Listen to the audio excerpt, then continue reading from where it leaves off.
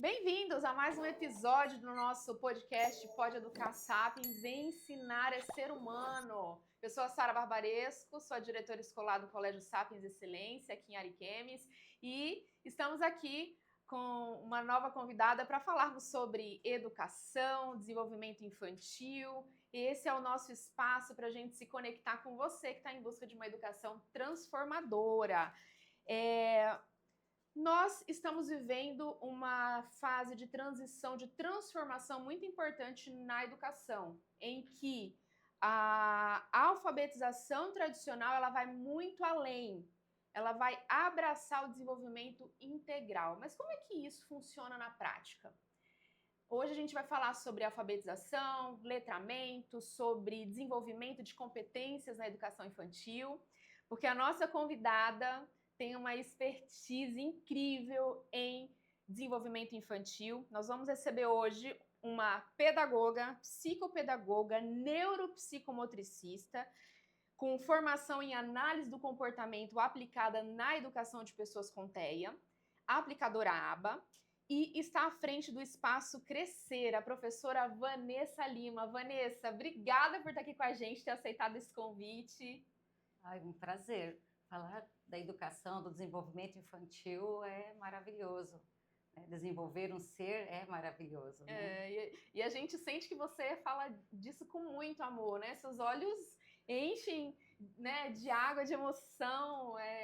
A educação infantil é mesmo a tua paixão, né? Sim, a educação infantil para mim porque como é a base, né, de todo um ser. Então, para mim é maravilhoso que você vê os resultados dia a dia, em cada atividade, em cada momento. Então, para mim é tudo.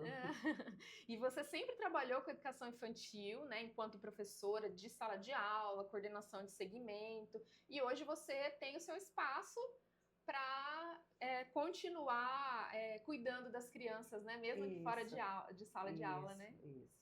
Porque lá no meu espaço eu tenho a liberdade para estar fazendo a minha forma, né, de pensar. É igual você falou agora, tem esse amor. Na educação, o primórdio de tudo é o amor, né? Porque a parte em que a criança, a educação infantil é a parte que a criança está começando todo o seu desenvolvimento motor, psicológico, né?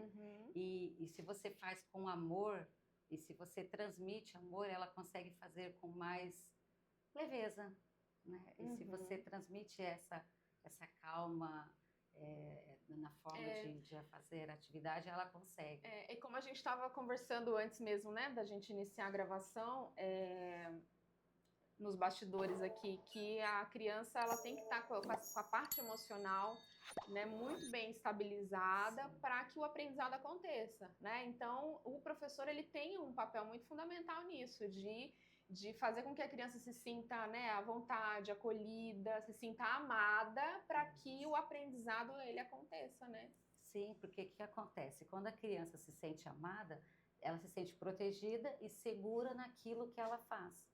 Então, a criança ela precisa sentir segurança para se desenvolver. E o amor é o que mais dá segurança no ser humano, né? É verdade. Vanessa, vamos lá. Como né, eu mencionei no início, a gente está aí vivendo uma transição importante na educação, a gente está deixando de priorizar somente a abordagem tradicional para olhar para aquela criança como um ser integral, né?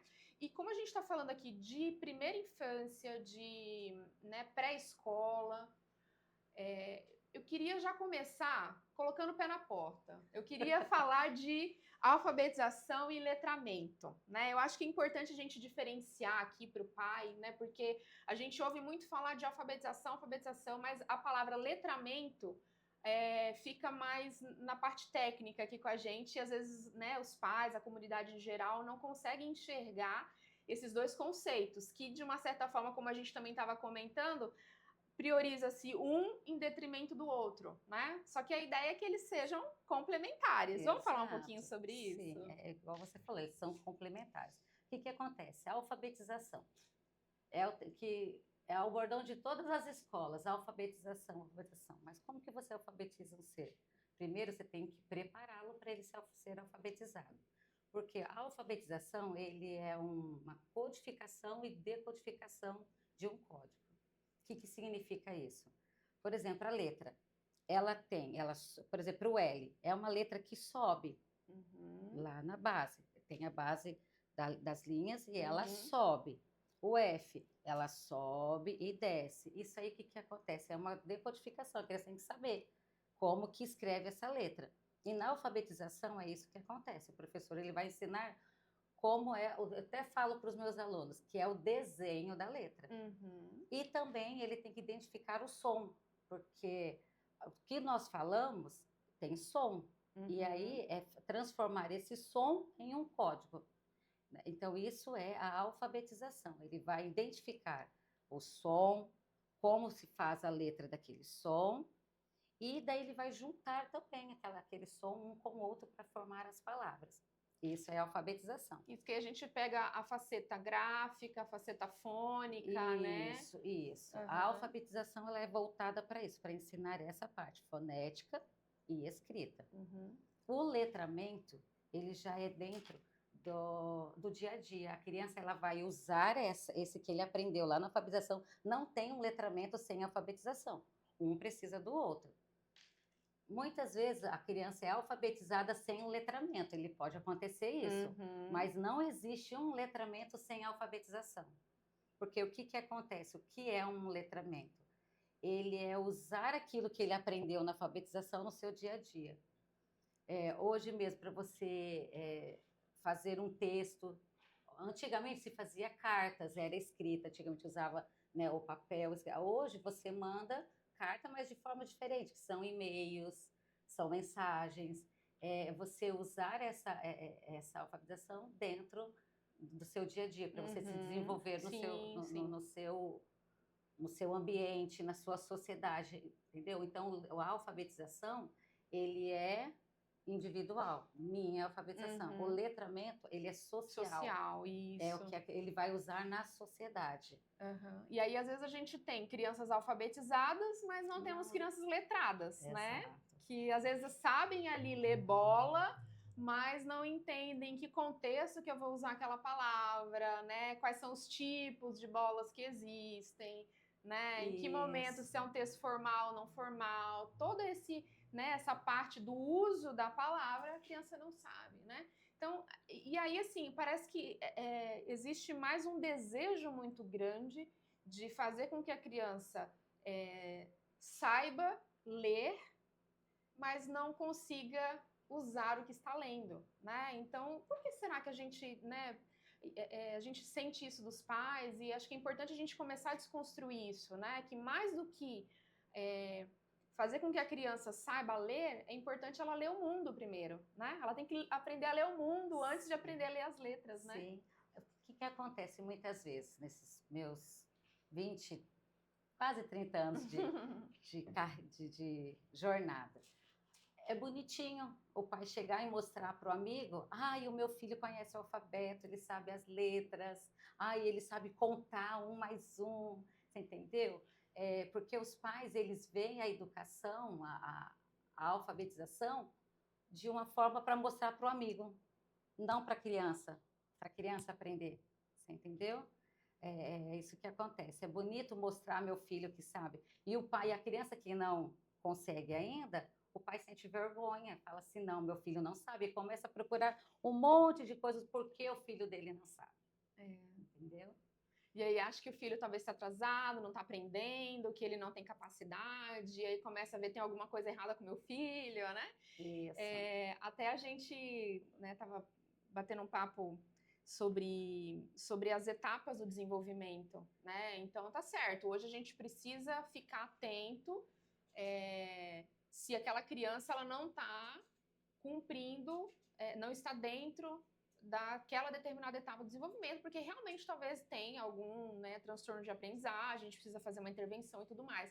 Mas parece que a gente quer pular a etapa, né? Acelerar. Isso, muitos querem acelerar. O mundo já está tão acelerado, eles querem acelerar mais ainda, né? Não respeita cada faixa etária, cada desenvolvimento que a criança tem. Isso mesmo, essa é a palavra, né? Querem acelerar. É, E assim, e é como você mencionou até, né? O pai, ele quer sentir orgulho que aquela pequena criança ali de 3, 4 anos já saiba ler, escrever, fazer o nome, né? Como se fosse um grande trunfo. exato. Mas hoje, né? Eu digo hoje porque, né?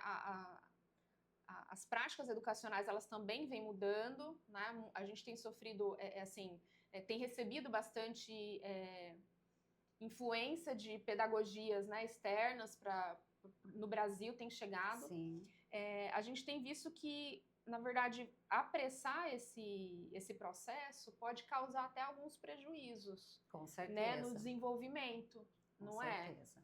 Ou você pode prestar atenção. Você não é na escola, você, Sim. né, tá com as crianças, adolescentes, você pode ver o quanto que eles estão ansiosos, né?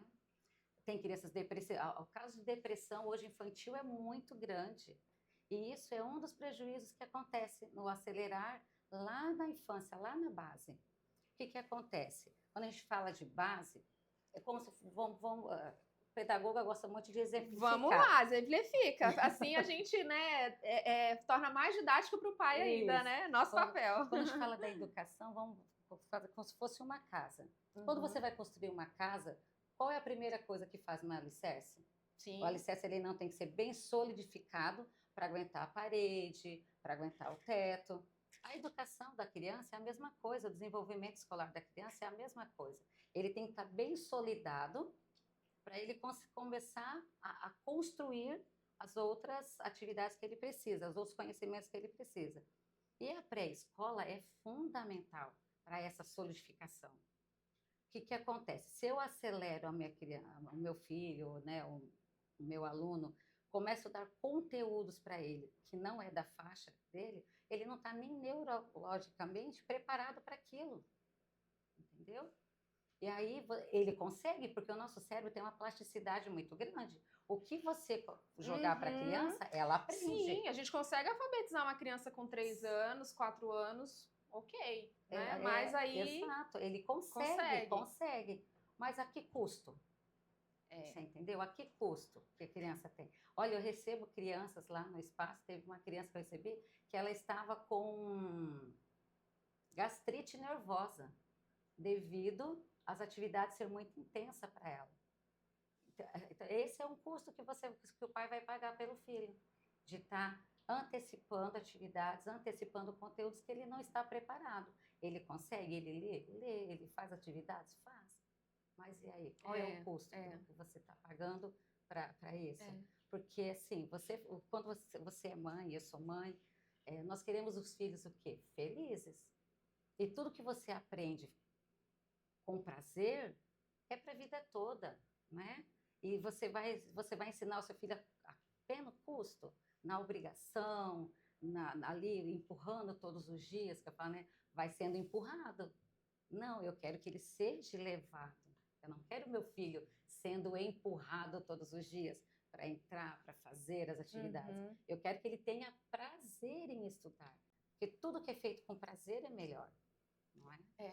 É sobre isso, né, Vanessa? O nosso objetivo aqui também, né, no nosso podcast, ensinar é ser humano. Então, a gente quer que o aluno ele tenha realmente prazer em ir para a escola. A gente ouve muitos pais, né, que vieram para a nossa escola dizer que o filho, antes, não gostava de fazer uma tarefa e que agora ele vai sozinho estudar. Né? Então é isso, o nosso objetivo realmente é desenvolver o gosto pelo estudo, né? Isso. Porque se a gente vai apressando, só jogando, né, para a criança, a hora que chegar na fase que ela realmente vai ter que aprender aquilo, ela já está cansada. Já está cansada, é isso aí. A criança, quando ela tem o prazer de ir para a escola, ir fazer as atividades, né, a proposta que está lá, ela consegue assimilar o conteúdo mais rápido. Ela consegue demonstrar aquilo que ela aprendeu também com facilidade. Ela não tem aquela dificuldade de demonstrar, de expor tudo aquilo que ela aprendeu também. Vanessa, e aí a gente, né, falando de que o estudo seja algo prazeroso, que a escola, né, que a criança tenha em mente que a escola, ter aquela lembrança de que ir para a escola é algo gostoso, vamos falar um pouquinho sobre a importância de se promover experiências ricas e diversificadas, né? A gente tem aqui, até trouxe alguns autores que embasam, né, o nosso projeto pedagógico lá da nossa escola, e assim, a gente lê Vygotsky, a gente lê, né, Piaget, que destaca que o brincar é importante para o desenvolvimento cognitivo, né, da interação social, que as brincadeiras estimulam o aprendizado. Então, como que o brincar, como que vivências, práticas, experiências potencializam o desenvolvimento daquela criança e forma essa base para a alfabetização lá na hora certa. Ó, para você ver, Einstein, ele citou uma frase uma vez que era assim, que o brincar é a mais alta experiência, entendeu? Uhum. Que o brincar, então, para você ver que a criança brincando, ela aprende. Porque o que acontece? É o mundo dela. O brincar é o mundo da criança. E quando fala em brincar, né, todo mundo já começa, meu Deus, o que eu vou fazer? Já pensa em altas coisas. Não é. A criança, muitas vezes você dá um brinquedo para uma criança, todo tecnológico, o pai vai lá na loja e compra um brinquedo caríssimo. Aí a criança vai, pega um pedacinho de pau e brinca a tarde inteira com aquele pedacinho. Com a caixa do brinquedo. Com a caixa do brinquedo, com o papel, com o laço. Você Uhum. entendeu? Então, porque ela está vivendo, a experiência dela no brincar é diferente do olhar do olhar adulto, do né? adulto, entendeu? Então, ela brincando, ela consegue se organizar o pensamento. Ela olha para você ver, quando um pai lá na frente quer que né, o pai ou a escola quer que a criança faça um texto, ele tem que ter começo, meio e fim. No brincar, a criança desenvolve isso. O começo da brincadeira, ela vai elaborar como ela vai brincar. É quando ela olha para um pedacinho da fita ou a caixa que ele ganhou o brinquedo, ela já vai pensando como que ela vai brincar com aquela caixa. Ela já está elaborando o início de um texto. Durante a brincadeira, a execução ali que ela está brincando, ela está fazendo essas experiências do brincar e já está desenvolvendo. Quando ela termina, ela está satisfeita, porque ela brincou, ela pensou, ela fez, usou a prática. Você entendeu? Então, é isso que é o importante. Na pré-escola, a base de tudo é o brincar, porque é através da brincadeira que a criança se desenvolve, que ele consegue elaborar as suas ideias, ele consegue viver o seu mundo. E aí o pai fala assim, não, tudo bem, eu sei que brincar é importante, mas eu queria algo mais. Eu queria que meu filho já soubesse as letras, os números, que ele já soubesse formar. Isso a gente está falando de crianças de 2,5, 3 anos, né? 4 até, que eu já queria que ele soubesse mais, né? Então, eu não quero só brincar, como se o brincar fosse... Só brincar, não né? é só. Menos importante do que todo o resto. E aí a criança também, às vezes, chega em casa, né? O que você aprendeu na escola? Não, eu só brinquei. Só que para criança é porque ouve a fala do pai, mas você só brincou? Aí quando ela chega em casa, ela fala, só brinquei. E isso que está o grande o erro. Porque o que acontece não é só brincar. E se a criança começar a olhar também como só brincar, aí dá medo. Dá o medo, porque não é só brincar. Aí a criança vai perdendo o estímulo do brincar. Porque ela fala, não, mas peraí, é só brincar? Quando você vai lançar uma ideia para ela, né? Vamos brincar de roda, alguma coisa assim. Não, tia, isso é só brincar. Não é. Você entendeu? E isso que as escolas, os educadores têm que tomar cuidado. Sim, e aí o que acontece? O pai fala, não, mas é que meu filho pede tarefa de casa, meu filho sente falta, isso a gente está falando de primeira infância, né, gente? Ali até, de pré-escola, até 4 anos, né? Ele 4, 5 anos, ele pede tarefa de casa, ele gosta, ele quer aprender, porque ele vê os coleguinhas fazendo, e aí é difícil que a gente começa a comparar, né? Porque hoje a educação tradicional exige isso, então quando você compara o filho ali, né? Meu filho quer, mas não é que ele quer, né? Não é que ele sente falta, é porque inconscientemente já foi incutido nele de que ele precisa. É a metodologia da folhinha que eu falo. Eles acham que uma folha vai ajudar o filho a fazer algo, né? A aprender. Não é, a metodologia da folhinha já passou. Hoje a neurociência está aí mostrando para todo mundo, para pais, educadores, quem quiser, que o filho ele é muito mais do que uma folha de papel, não é isso? O filho ele é muito mais do que isso. Ele é um ser que está em desenvolvimento.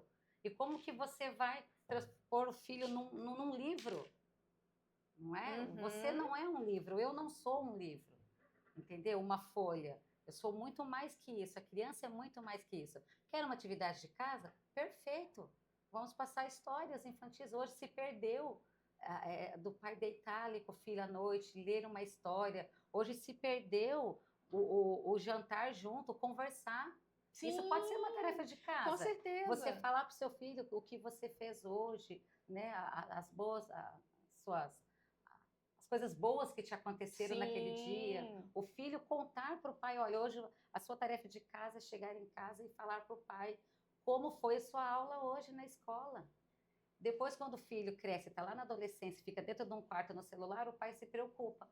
Mas o que aconteceu? Foi desde lá da pré-escola, que ele não, todo dia ele não perguntava para o filho como foi o dia do filho, como que foi a tarefa, como que foi o brincar. Você brincou com quem? Como que foi a brincadeira? Samitiba, ele fala assim, que adultos bem resolvidos são crianças conflituosas.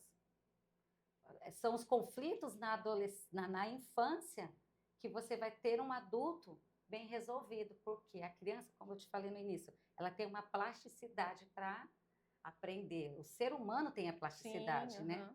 E se ela tem algumas situações de conflito, a criança ela consegue resolver muito melhor do que um adulto, que já tem um cérebro mais maduro, né? Já está maduro. A criança, como ela está aberta, ela consegue resolver traumas, resolver problemas com muito mais facilidade, entendeu? Então, é com essas brincadeiras, é com esses conflitos que a gente vai desenvolver o filho. Isso. E aí quando você chega em casa, a gente passou para o filho, tarefa de casa lá da escola, é você falar para o seu pai como foi a atividade hoje na escola. Aí o filho chega, mas eu fiz isso, brinquei disso. Aí o pai vem, mas você só brincou? Não fez nenhuma tarefinha, você não fez nada. Aí quando vira, né, quando tá na fase adolescente, vai lá, fica lá trancado no quarto, só no celular, não conversa com o pai, não consegue expor, mas porque lá atrás o pai não ficou fazendo pergunta todos os dias. Olha, um dia eu estava assistindo uma palestra se eu não me engano, é a Carla Silva, e ela falou assim, que tem perguntas para a gente fazer para os filhos quando o filho sai da escola. O que ele mais gostou de fazer na escola, não é assim, o que você fez hoje? Ele fez muitas coisas. Né? Ele tem que nomear o que o filho fez. A criança tem que aprender a nomear o que ele faz. O que você gostou na escola hoje? O que você não gostou de fazer na escola? Entendeu? Com quem você brincou? Né? Que momento você conseguiu demonstrar uma empatia, generosidade, né? Exato. E nomeando essas atitudes para a criança aprender, porque a criança não sabe, muitas vezes ela está com as emoções toda embaralhada, ela não sabe nomear aquelas emoções, ela não sabe nomear aqueles conceitos. E é o pai que tem que ensinar ele, né? A fazer isso, a escola que tem que ensinar ele a fazer isso. Isso mesmo. E assim, né, como você disse que né, a neurociência está aí, a gente sabe, os estudos, está tudo avançando, a forma de enxergar a criança, hoje a criança antes, né, séculos passados, ela era invisível, ela não existia, era um mini adulto em que se era cobrado dela o que ela não era capaz. Atitudes que o adulto fazia.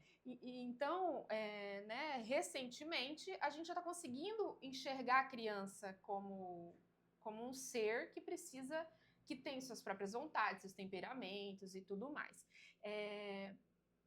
E aí, assim, a gente encontra as famílias que ainda estão, né, querendo projetar a forma como elas aprenderam, como elas foram educadas com seus filhos hoje, né? E questionando, inclusive, as novas abordagens pedagógicas, né?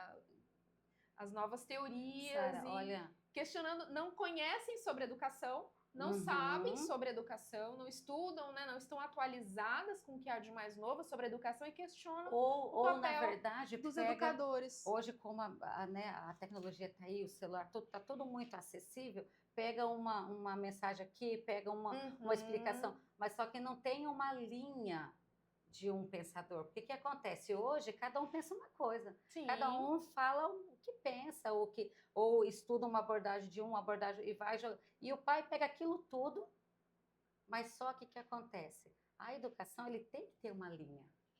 Não é pegar tudo e jogando tudo. Não, ele tem que ser pensada. Ela tem que ser analisada, ela tem que ter um objetivo, né? Isso. É por isso que também existem várias escolas, cada escola com a sua metodologia, né? Então a gente tem escolas confessionais, a gente tem escolas tradicionais, que então se você quer que o seu filho seja alfabetizado com 4 anos, então você precisa escolher uma escola que tem essa abordagem tradicional, Exato. que vai colher... Que prioriza mais o conteúdo, prioriza mais atividades do que o bem-estar próprio da criança, né? Apesar de ter crianças que já é nata dela também, que gosta dessa forma. Sim, né? E aí a gente precisa até olhar para ela também com outro cuidado. Mesmo se o pai ele deseja, né, uma abordagem mais integral, mais ampla, mais, né, desacelerada, e se a gente percebe que o aluno ele quer mais, ele pede mais, ele também precisa ser olhado de uma forma, né? Exato. Personalizada, individual, né? Esse é o papel da escola também, né? Porque dentro de uma sala você vai ter vários ali, né? O que acontece? Antes do pai escolher uma escola para o filho, quando chegar nessa fase de colocar na escola, o pai ele tem que conhecer bem o seu filho, entendeu? Tem muitos pais que colocam o filho, eu quero que ele estude de manhã, porque de manhã, né, a criança está mais tranquila. Mas tem criança que de manhã, ela não funciona. Ela vai acordar depois das 9. Mesmo ela acordando 7 horas da manhã para chegar na escola às 7h30, o cérebro dela não acordou ainda, vai acordar depois das 9. Então ela fica com uma janela de aula muito curta ali dentro da sala de aula. E quando a gente fala de base, de básico, o pai ele pensa assim, é uma coisa muito básica, né? Não, mas básico de base, de fundamento, que é aquilo que vai sustentar todo o resto, né?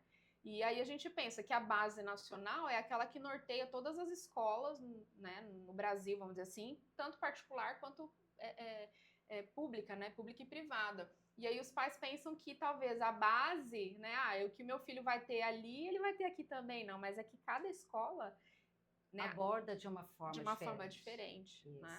E aí a nossa abordagem, ela é uma abordagem mais ampla que prioriza a vivência, né? Então, vivência, experiência, ludicidade. Que ganhos que a gente pode ter a longo prazo, Vanessa, quando a gente pensa nisso, né? Acho que até é importante para a gente também acalmar os pais no nosso método mais amplo, né? Que é o que a abordagem que o Sapiens Excelência adota, né? Que desenvolve ali competências cognitivas, sociais, emocionais, enfim. Que ganhos que a gente pode ter a longo prazo com essa escolha? Então, como você abordou aqui, a base, né? O que acontece? Quando voltar lá no exemplo da casa. Quando você vai construir uma casa, você faz todo o alicerce bem consolidado para depois subir as paredes e o teto. Se você fizer primeiro as paredes, o que vai acontecer? O primeiro vento que chegar, a primeira chuva que passar vai derrubar tudo. É a mesma coisa na educação. Você fazendo ali a primeira infância, que a primeira infância ela vai até os 6 anos, bem consolidada, respeitando cada faixa etária da criança, cada momento dela, quando ela estiver lá no ensino médio, ela vai saber qual área que ela vai querer seguir, entendeu? Ela vai ter certeza, durante o desenvolvimento escolar dela, ela já vai ampliando os seus horizontes. Não, eu gosto de ciências. Não, eu gosto de matemática. Não, eu gosto da área de humanas. Entendeu? Ela consegue identificar logo cedo aquilo que ela vai conseguir desenvolver. Não vai ficar igual hoje. Hoje, a nossa realidade hoje com os jovens eles começam um curso, para, Uhum. ou eles terminam, não trabalham na área que eles fazem, aí vai para outra área, ou fica, eu sou maquiadora, eu sou, você entendeu? Várias, Uhum. e na verdade não tem, não é nada, entendeu? E aí quando a criança ela faz com a base dela, bem consolidada, bem trabalhada, o que é trabalhar a base? É a ludicidade. Tanto que você citou né, as bases aí. Na pré-escola, qual que é o primeiro lá? Eu e o outro. Uhum. Lá na pré-escola não vem português, matemática, história, ciência. Sim, aham. Não vem. Então, por quê? Porque é para trabalhar Os o eu. campos de Os experiência, campos né? de experiência. Eu trabalho através de mim, o que está acontecendo comigo, com o meu mundo em volta. Porque que a criança, ela não vê o mundo, ela vê ela no mundo. Entendeu? E se você trabalha isso bem certo, se você respeita essa fase, né, com essa seriedade do brincar, porque o brincar não é só brincar, ele é pensado. Ele tem que ser uma brincadeira pensada. Isso, porque aí, né, os pais, eles, né, as famílias olham assim, é só o brincar ali. Não, mas antes de ser proposta aquela vivência, aquela experiência, aquele brincar dirigido, direcionado, né, o professor ele teve que se preparar muito bem para entender, né, até a disposição dos brinquedos, a sequência, Exato. né? Não é o brincar por brincar, é um Uhum. brincar intencional. Você tem que ter a intencionalidade Qualidade daquela pedagógica, brincadeira. sim. Exato. Então, quando fala que eu brinquei no parquinho. Mas meu filho ficou lá 40 minutos no parquinho, professora. Beleza, ótimo que ele ficou 40 minutos no parquinho. Mas ele ficou lá tendo o olhar do professor, o que ele está fazendo, como ele estava interagindo, como ele subia no brinquedo, como ele descia, se ele estava com o seu tônus bem desenvolvido, se ele tem a dificuldade, se ele tem firmeza na mão, se Uhum. ele tem firmeza nos músculos. Você entendeu? Se Então, ele tinha medo, onde que ele tinha medo, onde onde ele ele tinha tinha mais medo, confiança. exato. Com qual criança que ele interagiu, qual que ele não interagiu, por que que ele não interagiu com o outro, porque Uhum. ele, entendeu? De que Diferençamente de pensar, diferençamente de agir, e nós vamos encontrar isso no mundo o tempo todo, sim. não é? Então é ali na brincadeira que a criança ela vai aprender a ver o outro também. Ela vai sair do egocentrismo só dele para o outro. E Uhum. ali no brincar no parquinho, ali brincar na areia, ou ali no dividir o brinquedo na sala, Sim. Como ele né? resolve o conflito ali com o Com o colega, né? colega, Se ele é mais exato. explosivo, se ele não é, se ele, né? Tudo isso está sendo analisado pelo olhar do professor. Ou se ele explodiu, como ele vai voltar novamente, Uhum. né? Para o centro, para se acalmar, para poder ouvir durante uma história. Que a professora senta todos no tapete, né? Tudo juntinho, vai começar a contar a história. Aí tem aquela criança que não para, é aquela criança que se incomoda com o amiguinho que não para. Você Uhum. entendeu? É nesse momento que vai desenvolver todo o ser. É fantástico, né? A Demais. pré-escola é E fantástico. você sabe assim que a minha formação específica não é pedagogia, né? Muita gente não sabe, mas a minha formação é área de língua portuguesa, língua inglesa. Depois eu fui me especializando nessa parte pedagógica, ainda mais depois que vem a maternidade, né? Sim. Assim, você tem uma criança dentro de casa, é um laboratório para você, É. né? Porque aí você começa, muita coisa vai fazendo sentido, você quer pesquisar, entender. Então, durante esses últimos 5 anos é onde eu tô mergulhada em desenvolvimento infantil, né? Na verdade, até um pouquinho antes, porque foi quando a gente abriu a educação infantil na escola, que eu comecei a me apegar pelos pequenininhos, né? Como que eles dão muito retorno, eles são muito amorosos, né? São. Demais. E aí eu fui começando a me apaixonar por essa área específica, né, do desenvolvimento infantil, e aí veio a maternidade, enfim, aflorou, né? E é isso, é quando a gente começa a perceber a nossa criança, né? Isso. Perceber que ele é um ser e que ele não é seu. A criança, ela não é do pai, da mãe, minha professora. Ele é um ser único e que está ali em desenvolvimento, né? E uma coisa que você falando e eu lembrei que, né, você falando, que começa tudo, né, é muito amor, né? Sim, que eles são mais amorosos. Amorosos. Aham. O cuidado que a gente tem que ter com essa questão. O que acontece? Muitas vezes você acha que demonstrar amor é abraçar, beijar, pegar a criança. Não, não é. O olhar você demonstra amor, com a sua fala você demonstra amor, com o tom de voz. O que o professor, o pai, tem que ter muito em mente? Assim, respeitar a criança como um ser. Porque o que acontece? Muitas vezes chega um parente em casa, aí você fala assim, ai filha, vai lá, é a tia, vai lá dar um abraço na tia. É a primeira vez que ela viu aquela pessoa. Você sai abraçando todo mundo que você vê pela primeira vez? Você deixa alguém ficar mexendo no seu cabelo a primeira vez que você vê? E por que sempre fazer isso com as crianças? A gente entendeu? invade o espaço Da da criança. criança, né? A gente não faz com ela o que a gente faz com os adultos, né? Exato. E vice-versa. Então a gente acaba invadindo, a gente pega na bochechinha, a gente mexe no cabelo. Ai, que lindo! E já vai passando a mão na roupa. Ah, não vai me dar um beijinho, vou chorar, né? Não, você invade o espaço dela. Então, assim, quando a criança vai na escola, o primeiro momento é você olho a olho, né? E cumprimenta, vai conversando com ela, aí você oferece a sua mão. Se ela pegar na sua mão, ótimo. Você entendeu? Aí ela te deu, aí você pega na mão e leva. Se ela não quis pegar na sua mão, respeita. Respeita a criança. Tem muitas pessoas que o bebê está no colo e já chega passando a mão, que lindo, e passa a mão nas costas e pega no pezinho. Não, ele é um ser, você entendeu? Você tem que respeitar ele. Você tem que demonstrar amor, mas de outra forma. A pandemia ajudou muitas pessoas, né? Porque ficava com a máscara, aí aí a gente começou a ter o olhar. Acabou, né? Acabou você fechando, começou a ter mais olhar para as pessoas, olhar para as crianças. Isso nessa parte ela ajudou bastante, entendeu? Ter um olhar diferenciado. Né? Mas aí hoje você falou de pandemia, eu lembrei. A gente falou assim: ah, não, é criança de pandemia. Não é? Às vezes a gente ouve muito isso, é criança de pandemia, não gosta de falar, não gosta de interagir. Né? Mas na verdade é que a criança sempre foi assim, no sentido de que, ó, é o meu espaço. O meu espaço. O meu espaço. E a gente acaba invadindo, né? E aí, como a gente, durante a pandemia, acabou respeitando um pouco esse espaço, a criança, ok, é aqui.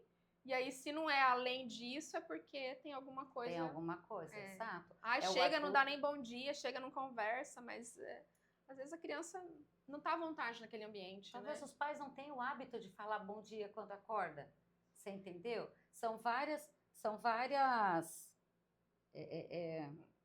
formas de vida, na verdade, você na sua casa você tem uma forma de levantar, de falar com o seu filho, outro pai também tem. Aí você exige algo da criança, que ela já tenha nata, sem ter estudado aquilo, sem ter desenvolvido aquilo nela, né? As habilidades, sem ter desenvolvido essa habilidade de cortesia. Aí você tem que ensinar. E aí o que acontece hoje? Muitas vezes na escola, deixa tudo para a escola. Ah, lá na escola ele aprende. Ah, lá na escola... Não é? Essas cortesias, esses bons hábitos, ele é feito em casa. Lá na escola é um reflexo. Sim. Você entendeu? De como ele é em casa. Sim. Ainda pegando o gancho nessa tua fala, né, de que deixa para a escola, essa abordagem, né, mais ampla, o que a gente percebe? Que na tradicional, vai aquela folhinha para casa, o pai às vezes senta, tem que fazer ali com a criança e tudo, ou então designa para uma terceiriza a tarefa de casa. Sim. Né, já começa aí. Então, às vezes, vai a tarefa de casa, o pai terceiriza para outra pessoa fazer essa tarefa de casa com a criança. Tudo bem, às vezes não tem um tempo, uma hora ou outra, tudo bem, mas é importante. Mas se faz com uma pessoa que tem uma competência, ótimo. Uma pessoa que vai saber o que está fazendo, perfeito. E se passa para uma pessoa que mal sabe ela fazer uma atividade, né? Mal sabe ler ou interpretar, não é letrada. Isso, exatamente. Entendeu? Não tem aquele letramento. E aí? Né? Perfeito, Vanessa. E aí, só que agora, né, como a gente estava falando, que às vezes a tarefa de casa é chegar em casa e fazer algo junto com a família. Sim. E isso está exigindo mais das famílias também, né? E a gente tem percebido certas resistências quanto a isso, de que eu tenho que fazer aquela vivência com meu filho, eu tenho que visitar um parque, observar isso, eu tenho que fazer uma receita, eu tenho que, né, viver com meu filho Isso. naquele fim de semana, naquela noitinha, naquela manhãzinha, né? Isso. Ó, até esse aí foi até bom o gancho para até a resposta lá atrás que você falou. Qual é a consequência de uma base bem feita? Uhum. O que acontece? Durante essa base, dá trabalho, porque você precisa estar ali todo dia, todo momento. Tanto o professor quanto a família, tanto a escola quanto a família. A cada atividade ela tem que ser bem pensada, a cada brincadeira ela tem que ser bem analisada para fazer aquilo com a criança. E em casa também. Se eu vou mandar uma atividade para casa, tem que ser algo que a criança tenha domínio de fazer e que ela precisa da companhia do pai. Ela não precisa do pai para fazer. Você entendeu? Ela precisa do pai estar ali, do pai, quando eu falo pai, é pai e mãe. Sim, sim. Ela precisa de ter alguém ali do lado dela para dar aquele suporte, não para fazer por ela.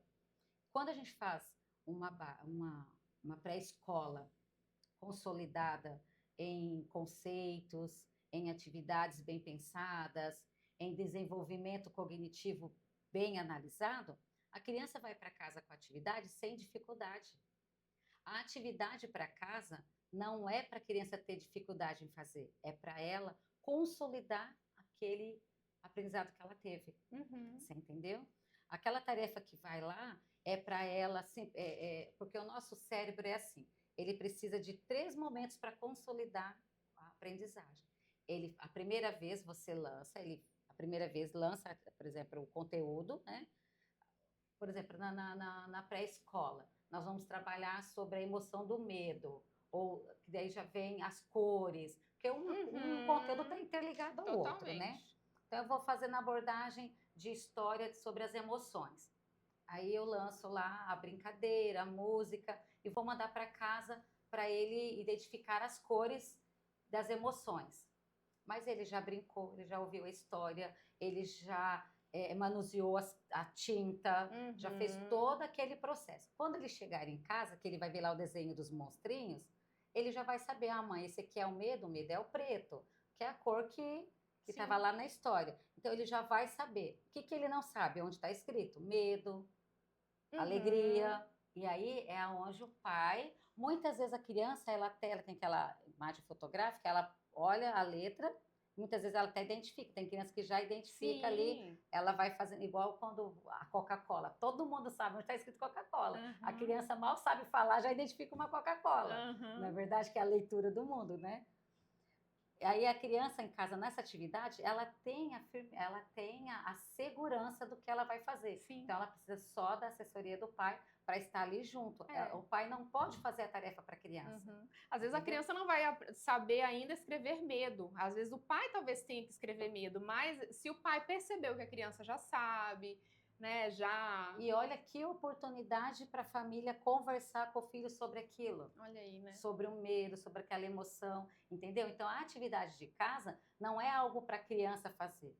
É uma oportunidade que o pai tem de saber sobre a vida escolar que ela está tendo. Você entendeu? Sobre aquilo que ela está aprendendo. Ela não está só brincando daí, né? Ela está aprendendo dessa forma. É sobre isso, Vanessa. Que enriquecedor, gente, esse bate-papo aqui com a Vanessa no nosso podcast Ensinar é Ser Humano, Pode Educar Sapiens.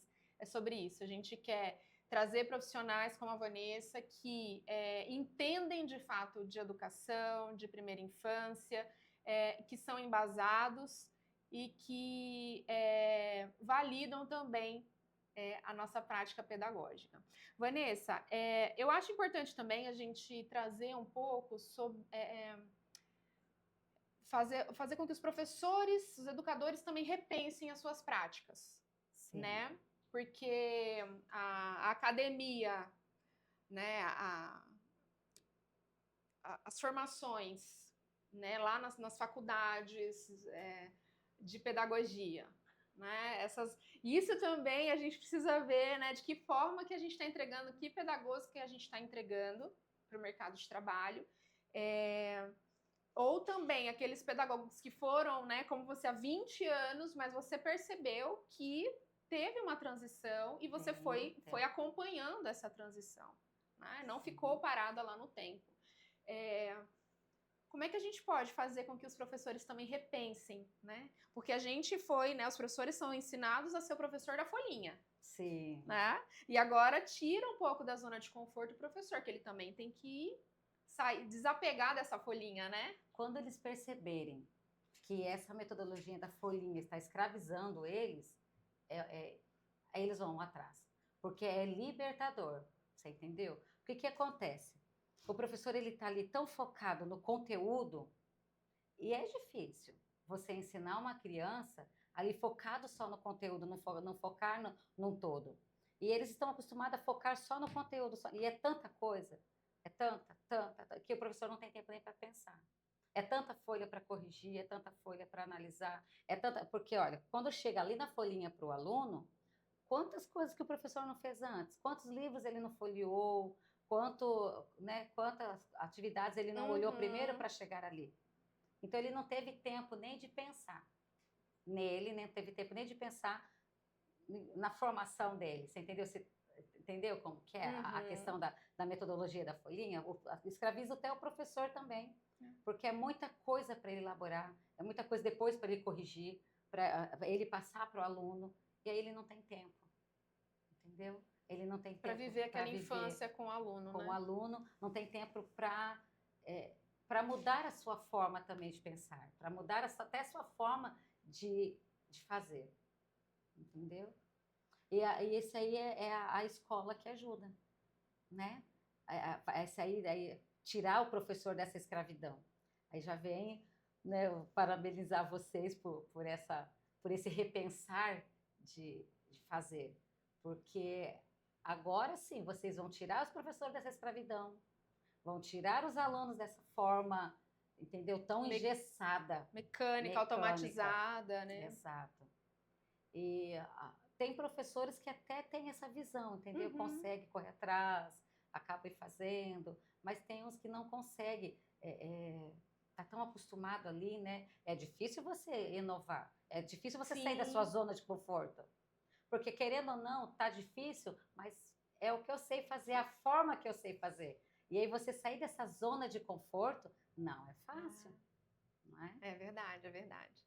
Esse ano foi um ano também de transição e a gente percebe, inclusive isso, né? Como que os professores, eles também foram se atualizando durante esse ano. E é interessante que ao final do ano, a gente conseguiu ver resultado, né? Sim. Mas é um resultado que para o pai ainda não é visível. Não é visível. Porque não é matéria, né? Não é matéria, assim. É no dia a dia como a criança se comporta, como elas resolvem os problemas com as outras, com as situações, entendeu? É por isso que o pai ainda não consegue ver, né, esse resultado. Por isso que é importante também a gente se atualizar, estudar, se apropriar da metodologia, se apropriar da abordagem, dos autores, para que a gente também consiga educar os pais, né? Ensinar, acalmar. Né? Por isso que a gente está aqui também, né, Vanessa? Nessa época agora a gente está, né, iniciando um ano letivo. O que a gente pode, né, falar para os pais aí para acalmar, desacelerar, entender que vocês estão na linha certa, na linha correta, você entendeu? Porque você está respeitando cada fase da criança, né? É a linha certa a se fazer, né? E aí, como que o pai ele pode, então, entender que tá, tudo bem, né? Vamos aguardar e como que ele pode também ir percebendo esses resultados, né? Porque também o pai precisa ter esse olhar sensível, né? Sim. Porque já era aquele olhar mais palpável, físico ali, e agora ele tem que tendo que também ir nas sutilezas e percebendo esse crescimento do filho. Ó, para você ver, vamos lá no início, no primeiro ano que a criança entra na escola, lá no maternalzinho. Tem o choro, né? Que é os primeiros dias, aquele choro, aquele choro. A criança tem pesadelo quando chega em casa. É difícil para o pai deixar uma criança chorando na escola, depois chega em casa à noite, ele teve um pesadelo, né? Devido à agitação lá da escola. É igual a Sim. gente, quando nós vamos num evento e tem à noite você tem vários sonhos. Para a criança é do mesmo jeito, ela tem aquele pesadelo. Mas com 15 dias que a criança está na escola, ele já começa a perceber que o choro cessou, né? Não tem mais, tem um choro aqui, outro ali, ou que também a criança tem aquele sono mais tranquilo.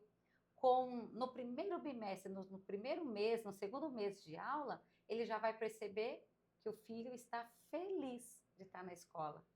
E é essa felicidade que é o índice, né? Que é o que está mostrando, mensurando que aquilo está certo. Entendeu? Que aquilo é prazeroso para a criança e que ele está fazendo a coisa certa. Eu digo que o filho, ele é o termômetro, né? Sim. Todos os dias ele vai pedir para ir para a escola. O que acontece? Fala, então todas as crianças vão gostar de ir para a escola? Não, não é verdade. Porque é bem melhor você ficar em casa, no celular, no computador, assistindo o seu desenho preferido, do que ir para a escola. Não é verdade? Sim. Ele quer ficar em casa. A gente também queria, né, Vanessa? O professor às vezes também queria, acho que todo mundo, né, também queria um dia, hoje eu não quero ir trabalhar, quero ficar assistindo o meu programa. Mas ele vai, quando ele estiver lá, ele tem o prazer de estar lá. Você entendeu? É aquele primeiro momento de sair de casa, de tentar convencer o pai para ficar. Mas depois que vai, tá bom. Você entendeu? É essa leveza de querer que a gente tem que desenvolver na criança. E é isso que o pai tem que perceber. Quando o pai começa a perceber, não quero ir, não gosto, ou começa, não gosto do tal amiguinho, que está sempre em conflito. Você entendeu? Sempre em conflito com alguém, com alguma coisa. Para pensar, o que está levando a isso? Isso, procura a escola, né? Exato. Para entender, porque a escola também, nesse momento, é o suporte para a família, né? Mas se ela tiver, Sara, com as atividades bem feitas, eu falo bem feitas, bem planejadas, com várias brincadeiras, músicas, a criança ela vai ter o prazer de ir. Você entendeu? Ela vai ser um dia ou outro, talvez com uma febre, ou a criança, igual nós falamos, não está bem, alguma coisa assim, não é. Mas se é todos os dias ela não quer ir, por quê? Mas se ela tiver algo prazeroso lá para a escola, todos os dias que ela tem lá ela vai querer ir. Até doente, ela fala, não, eu tenho que ir para a escola. Exatamente. Não é? E até tem alguns pais que falam assim, que antes faltava na escola e tudo bem, depois pegava a folhinha e fazia a tarefa à criança. Não, Agora, não, você faltou um dia ou faltou uma semana, teve que viajar no meio do processo, a criança perdeu tantas vivências, né? Tantas experiências... que, né, houve uma perda ali. Então, por isso que é importante também, né, acompanhar esse processo. Sara, vamos ressaltar aqui também, para os pais estarem bem cientes, o que acontece. Quando fala assim, tantas vivências, experiências, eles já acham que são coisas imensas. Sim. Né? São atividades muito... Uma música, você entendeu? Já é uma experiência de vida com uma criança muito grande. A história, né? Ou o papel para ele rasgar, para ele construir. Sim. Você entendeu? Uma roda de conversa. Né? Porque você pode fazer uma roda de conversa lá com o maternalzinho que você vai desenvolver o vocabulário dele. Sim. Você entendeu? Então, ele já vai começar a ter acesso às letras, aos números, né? Então, assim, não tá aprendendo ainda, mas olha, hoje a música da abelhinha. A abelha, né? Exato, tudo isso já vai... que você vai desenvolver a audição dele, entendeu? E não raro, a gente vê com muita frequência lá na escola as crianças indo no meio da aula, indo deitar no chão para ver as nuvens. Sim. Né? Vai passear pelo pátio procurando por meio de uma lupa mágica, né? Exato. Então, assim, essas delicadezas, né? Que pra gente é uma coisa tão... Pra criança até o medo do professor, igual você falou agora. Aí o professor, né, que fica... tem um pouco de resistência também, que ele tem medo, né? Porque ele acha que ele vai ter que ficar horas e horas fazendo cada uma coisa diferente. Não é. Você entendeu? Um passeio. E você lançar na criança o olhar do que ele quer que a criança veja. E que através daquilo, você vai olhar o céu, a nuvem. Tá? Você não fala para ela, pede para ela observar. Você entendeu? Observar o céu. Depois, quando você volta, você vai consolidar aquilo. Você vai fazer as perguntas. O que vocês viram? Como que era? O que você sentiu? Você entendeu? Fazer a criança expressar aquilo. Então, que trabalho que tem isso para um professor, não é? Mas é o medo do novo, né? O medo, às vezes, de ficar tudo muito solto, né? Exato. Porque ali, é como se você tivesse sob controle, né? Agora é hora de todo mundo sentar na carteirinha, vou dar a folhinha, vamos fazer atividade, né? Você tem meio que um controle da situação. Exato. Né? Agora, quando você deixa a criança livre para explorar, né? Para se expressar, se Exato. Arriscar. Exato. Experienciar, né? Ela consolida a aprendizagem dela, né? Quando ela faz essa experiência, ela consegue concretizar tudo aquilo. É sobre isso. E assim, né, como você disse, a escola também tem que dar esse suporte. Então, as atividades, as jornadas, elas são muito bem embasadas por profissionais que também, né, entendem e dominam as técnicas de aprendizagem e dão todo, né, um planejamento, a orientação, que tipo de material utilizar, né, o que esperar da criança naquela vivência. Isso, não é ali na hora, deixa eu ver o que eu vou fazer, não. Vamos ver, vamos ali ver as nuvens agora. Não, pra isso quê? já... Você está trabalhando qual conceito nisso, de ver as nuvens? Né? E é isso que o pai não vê. Porque o pai não sabe, né? Ele não vê o que está sendo trabalhado na escola, né? E acho que a gente precisa, de fato, começar a evidenciar isso para o pai também, né? Só que aí o pai, ele também tem que perceber lá em casa que a criança agora, ela já sabe. Ela vai chegar, ela vai verbalizar aquilo que ela fez. Olha, eu fui lá ver o céu, né, eu fui lá ver, eu vi a nuvem, mãe, a nuvem estava assim, né? E vai... Mamãe, sabia que a gente consegue ver, né, desenhos nas nuvens? Sendo que às vezes antes o pai em nenhum momento mencionou isso em casa, né? Veio de uma atividade. Para você ver quando vai trabalhar formas e volumes lá na quarta. Então, como que a criança vai identificar? Fala, mas como que assim? Como forma? Que a água não tem forma, não tem volume. É a mesma coisa da nuvem. Você entendeu? Lá na pré-escola ela trabalhou esse conceito, viu a água cair, viu a chuvinha. Quando ela chegar lá, for trabalhar esse conceito de forma e volume, ela não tem dificuldade. Você entendeu? Porque ela viu, ela imaginou, ela vivenciou aquilo lá na base. Né? Então a gente vê hoje crianças lá no fundamental, final, né, anos finais ali, até mesmo acho que anos iniciais ali, né, quarto, quinto ano, acho que já começa, porque até o terceiro a gente ainda tem o ciclo da alfabetização, né? Mas crianças lá no final do fundamental, com certas dificuldades de resolução de problema, como a gente já mencionou, não consegue concretizar alguns conceitos, enfim, uma série de inflexibilidade, né, cognitiva. É uma geração fruto de uma alfabetização. De uma base deixada com lacunas. Isso, acelerado, né? E a gente, como a gente tá mencionando, esse mundo acelerado. Você pega um bebê hoje, você quer já colocar o bebê de pé, não é? Sim. É meio que automático, você já quer colocar o bebezinho de pé. Gente, né? Às vezes, ainda a perninha dele não sustenta o próprio corpo. Sim, a coluna dele não está ainda preparada para aquela posição que ele está. Mas aí a gente já quer colocar de pé, a gente já quer colocar no andador, deu 4 meses, 5 meses, já coloca no andador.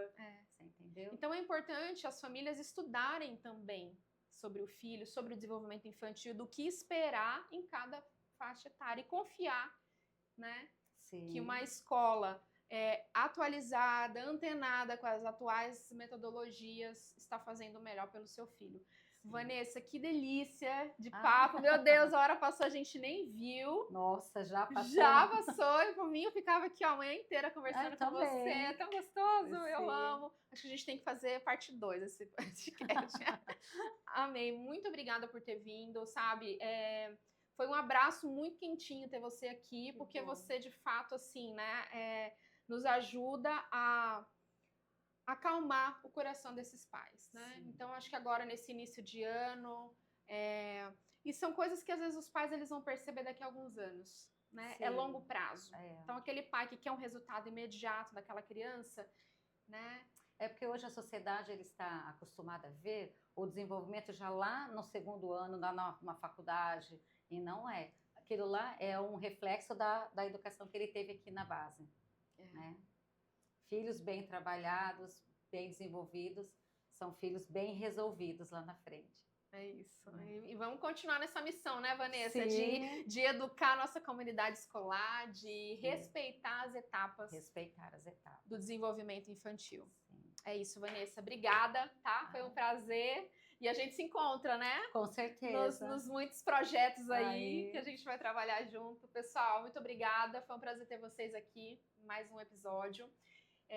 Fiquem atentos. A gente vai trazer sempre novos convidados, especialistas em desenvolvimento humano, focado com educação.